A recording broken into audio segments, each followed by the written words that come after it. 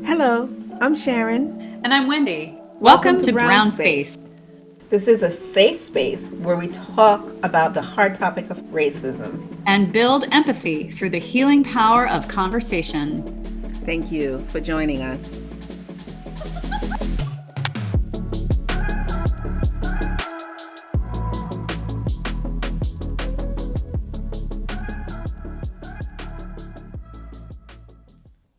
I love that you really like pushing that and paying attention, right? And pushing the focus on that. Because often society, like the thought is, um, I may be white, but I'm poor. I didn't grow up rich. I didn't grow up, I grew up struggling. What are you talking about privilege? Right? And I love that you're constantly pushing that thought. It's not about your whether you grew up poor or rich, No, it's about the color of your skin. That when you walk into a room, you're not thinking about the fact that you're white, never. right? There's too many times where I have to think about the fact that I am black, right? Or on dating apps, I'm like, ooh, I'm a black girl. That already puts me like, there's all these things that people, as a woman, I have the same questions sometimes as other women, whether they're Asian or white or Latina. It doesn't matter. Yeah. But the blackness that comes with that is an added weight that you have to carry. I was Mm-hmm. going to say burden, but it's not a burden. It's just another weight that you have to carry around with you Mm-hmm. to constantly be aware of. You're a black woman in this space. You're black. How does that affect the conversations? How does that affect the way people are going to talk to you? How does it affect people not going to talk to you? How does that affect, how what you say is going to be received? There's all this thoughts that come with that. And so I really just love that you're constantly, pushing that out there, that you don't have to think about your whiteness, Yeah, I don't. whereas black people have to constantly think about their blackness and how it affects their experience. And sometimes we've been doing it for so long. It's our life. That's the life we live. That we're not necessarily very conscious. It's that Conscious. it's an unconscious competence Mm, in going through that whole process of, okay, I'm a black female entering the room, I'm a professor, that's not very usual, I'm an author, I'm a this or a that, you don't go in the room carrying all of that Mm-hmm. right. consciously, but unconsciously Mm-hmm. it's a part of your narrative as It's Yeah. a part of the operating system yes. underlying, and that's why it's dysfunctional because it shouldn't have to be. Mm-hmm. It should not Mm-hmm. have to be part of your underlying operating system. Yeah. I remember Constantly aware. calling a friend who I called her and it was a FaceTime. And so she was like, "Oh yeah, I have a job interview." And like so she's like, I'm trying to go so she was in the car. She's like, "I have a job interview, but I have to go buy what's it called? This it's a hair thing that you use in your hair and it's hot." She's A trying to straighten her hair. a straightener. Okay. Yes, that straightener. And she's like, "Yeah, I need to go buy one." And I was like, "What for?" Because she keeps her hair kinky or she does braids or something. And she's like, Beautiful. "Oh, I've got a job that I really want, and I want to straighten my hair." And I was like, "Whoa, wait, what?" And she's like, "Yeah." I was like, "Are you thinking right now?" And she was like, "Wait, what are you talking about?" And she and I started having a conversation, Mm. and she was like, she didn't even think about it. Like it was an automatic Mm. thought for her. Oh, I really want this job.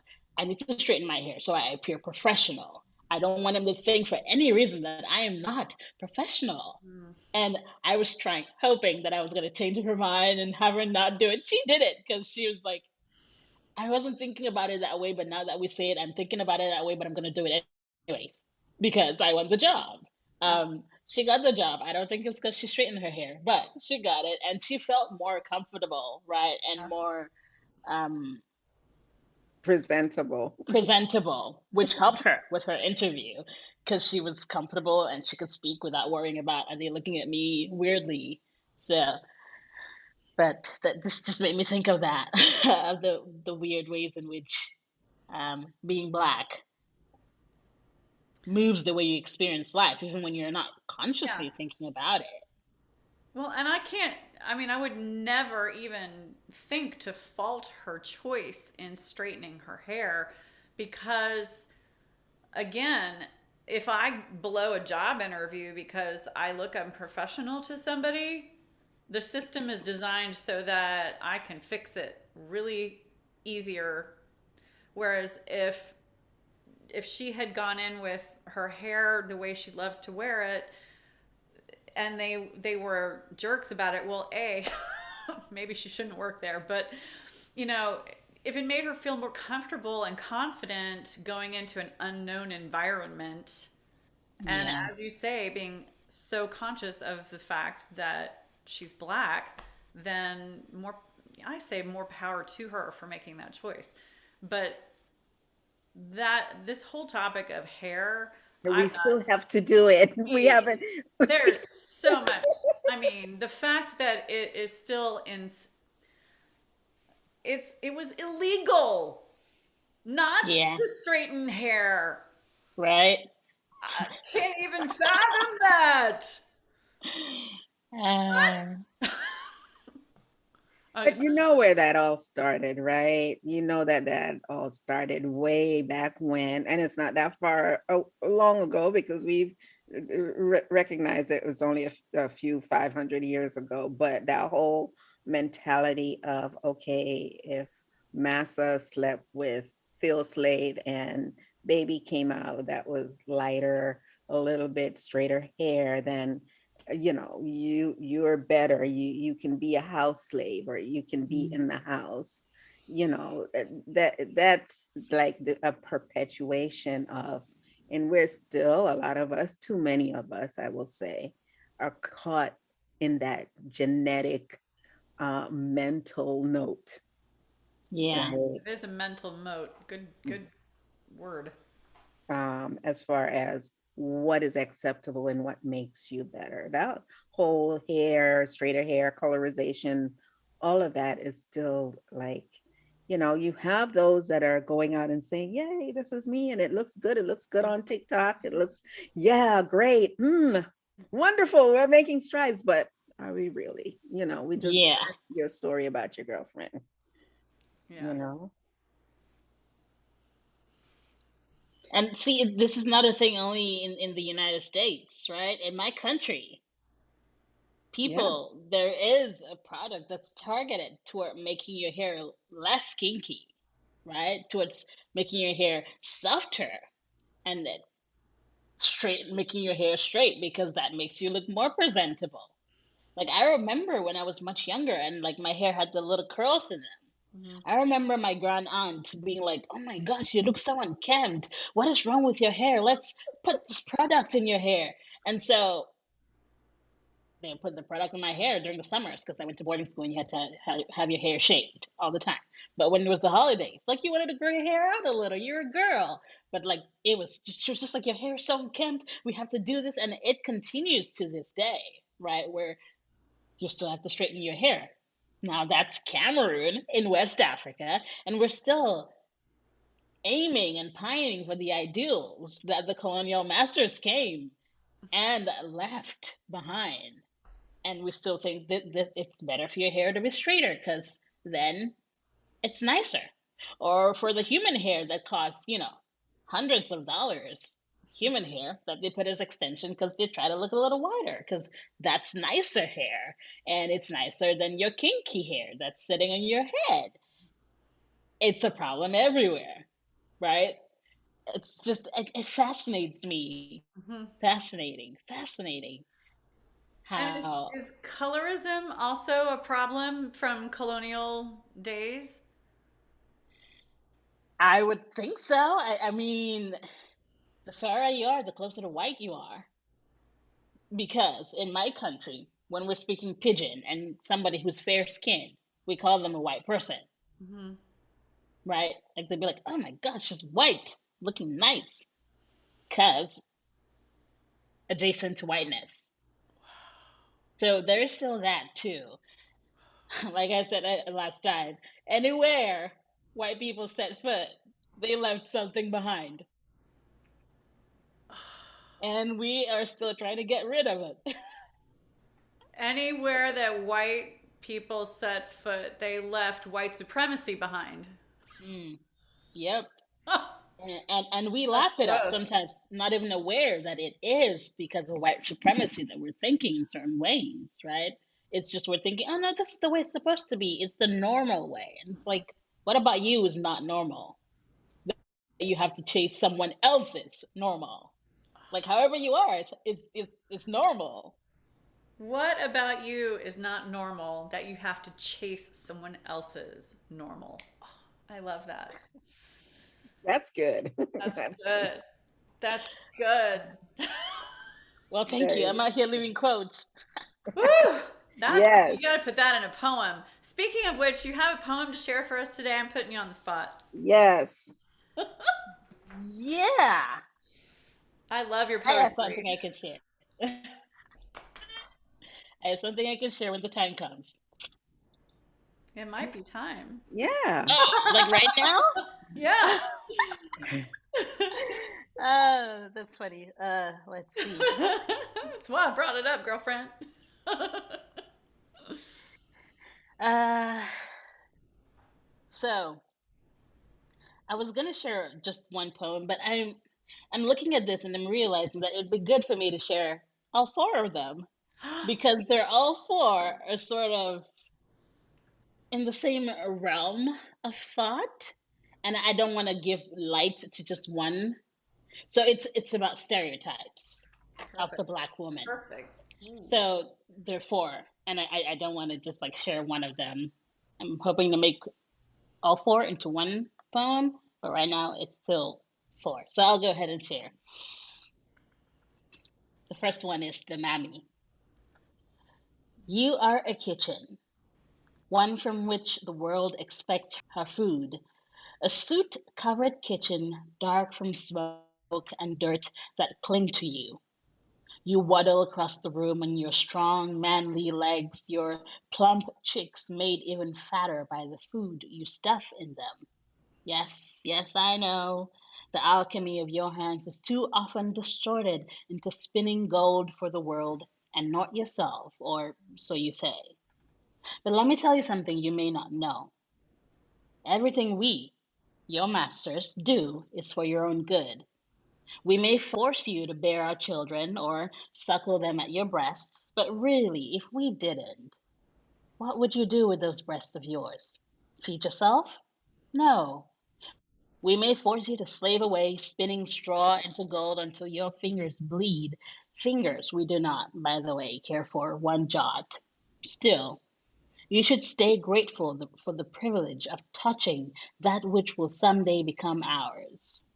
Now, Mommy, kitchen dear, while you stuff your face with the nourishment we so graciously let you handle for us, remember to be a dear and thank us when you leave for the day, because as we all know, you would not be where you are if not for us. Jezebel. I am Jezebel. I am told that I am the bedroom without secrets, a darkened siren in a murky lagoon with diamonds for a voice, dressed in a stolen, bedazzled nightgown, meant to give me the things pearls give swine. My legs go on for miles, I am told. No torso, just legs in red heels and a blood red mouth to match. In the space that divides me from everyone else are men, men of clay, men of gold, men I like, men I dislike, just men whom I invite on tours of my body, while I cackle in the corner of my mind as I watch them fumble across my legs that hold their eyes, a vagina, and a mouth that swallows them. Where they rest, I am told no one knows. I hear I have no soul because the many men who passed through took pieces with them when they did not succeed to leave my cave of sin, where everything turns to dust, thanks to my sating touch. It is thanks to me I hear that the devil is a black woman in heels. Sapphire. Mouth larger than the lips that encompass it, lips perpetually turned down. You scream down black men. Your giant boot on your tiny feet sits on their necks, like while your neck veins thick and bulging crisscross like barbed wire around home. Even if you were living in heaven with God and His Son, blood would still rush to your head at every imagined slight. God would say, "Woman, peace, be still." And you would be tempted to say, "Damn, bro, why are you salty?" It comes as no surprise then that here on earth, when black men open their mouths, your nose breathes fire with their words and looks the tinder for your flames. Like a male peacock strutting with no feathers to back its claim to fame, you hold their tongues hostage with your barbed own. Not one black man I have seen is not afraid of you. Not one. They all bow and scrape at the altar of your asinine education, whether tall, short, thin, fat, black women, your men cower at your feet. I once heard of a 5 foot not black woman turn 6 foot 5 men into fearful puppies with her mouth. If they say straighten your hair, it'll be nicer, prettier. You hear your hair is ugly. If they say keep it down, you hear shut up.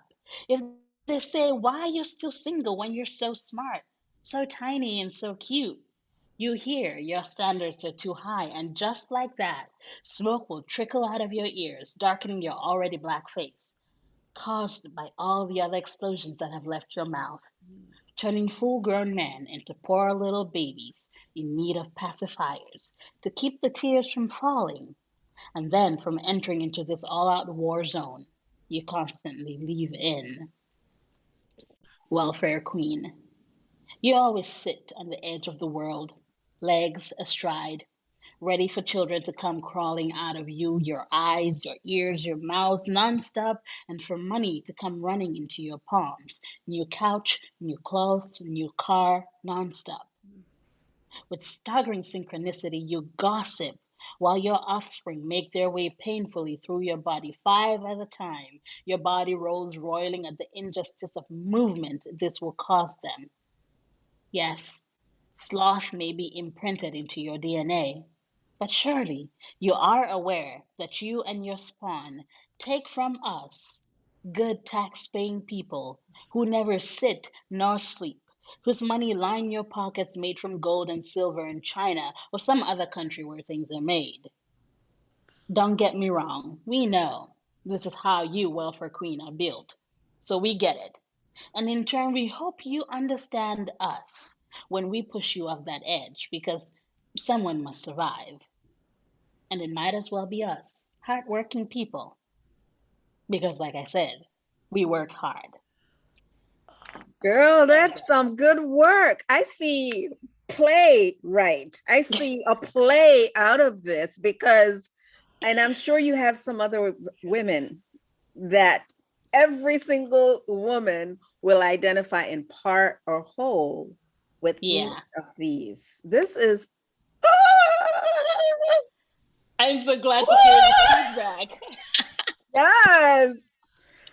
Uh, I'm so glad to hear that because that's sort of what I'm working for, right? The stereotypes this society forcing us, the things that they're forcing down our throat, like this is who you are, this is how I see you. Mm-hmm. And I want to figure out how to make it fun, to have fun with it, and to make it humorous, and to Yeah. say, sure, this is how you see us. Ha ha, we laugh in your face, that sort of thing. So But I'm there are glad you liked some it.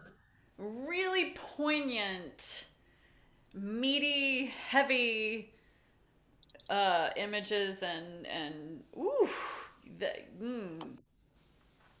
powerful, You powerful gotta you message, gotta man. complete this. I mean, as many of the women that you get, you got to complete this because in my innermost part, I really see Mm. playwright and production with this. I really, really, really do. So, girl, Thank you. yeah, absolutely. Absolutely. Yeah. It It would kind be of great. reminds me of the for colored girls who considered suicide when the rainbow was Oh in. yes. who considered suicide when the rainbow is enough. I can't spell the name. Intashaka Shange.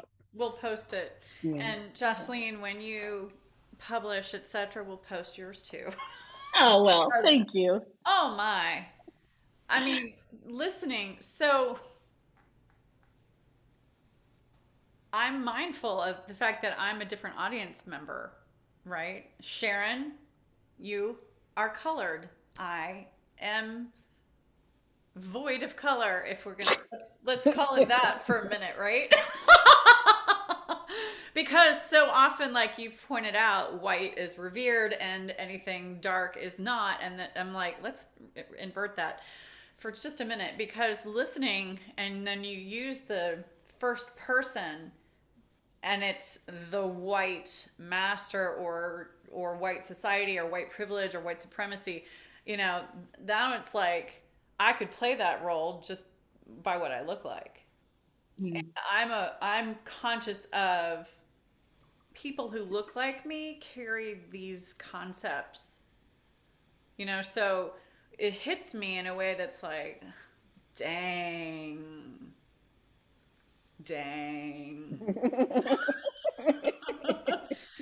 Like, this needs to get out there in the world.